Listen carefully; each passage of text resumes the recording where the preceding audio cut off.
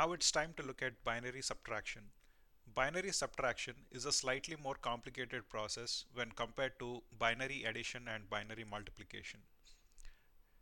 So in binary subtraction, a 0 minus 0 would give you a 0, 1 minus a 0 would give you a 1, 1 minus 1 would give you a 0, and 0 minus 1 would give you a 1 with a borrow.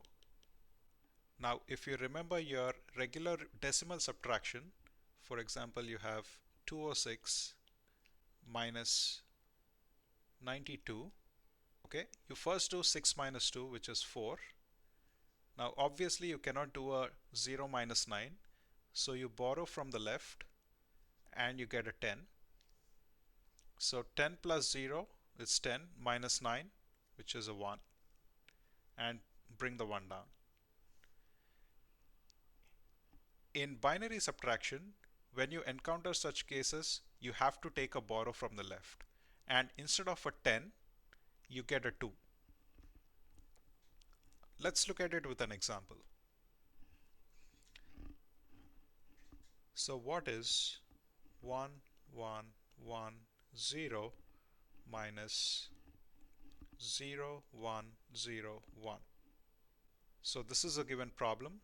This one would be 14 and this one would be a 5. So your result should be a 9. Let's look at it. So you do 0 minus 1. Obviously you cannot do it. So you take a borrow and you get a 2, which I'll represent it by 2 ones, or you can just write the number 2. Okay. Now I can do 2 minus 1 is a 1. 0 minus 0 is a 0. 1 minus 1 is a 0. And 1 minus 0 is a 1. And this is equivalent to 9. Let's take another example here. What is 1, 1, 1, 0, 1 minus 1, 0, 0, 1, 1? Now you have to remember that the magnitude of the upper number is greater than the magnitude of the lower number if you want to use the borrow method. Let's go ahead and do this. So 1 minus 1 is a 0. 0 minus 1, you cannot really do it.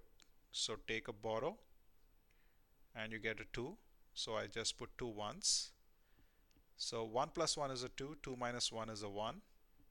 0 minus 0 is a 0. 1 minus 0 is a 1. 1 minus 1 is a 0. Let's complicate it.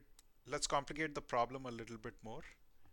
What is 1, 0, 0, 0, 0 minus 1, 1? So you can put these additional zeros here.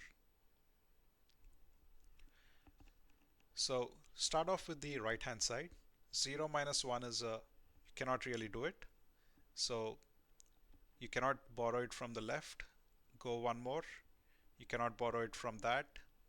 Move one more to the left. You cannot borrow from the last 0. The only place that you can borrow from is this one here. When you borrow, you get a 2. Now you need to make another borrow. You get a 2. You make another borrow. You get a 2. You make another borrow and you get a 2. So 2 minus 1 is a 1. 1 minus 1 is a 0. 1 minus 0 is a 1. 1 minus 0 is a 1. So this is how binary subtraction works.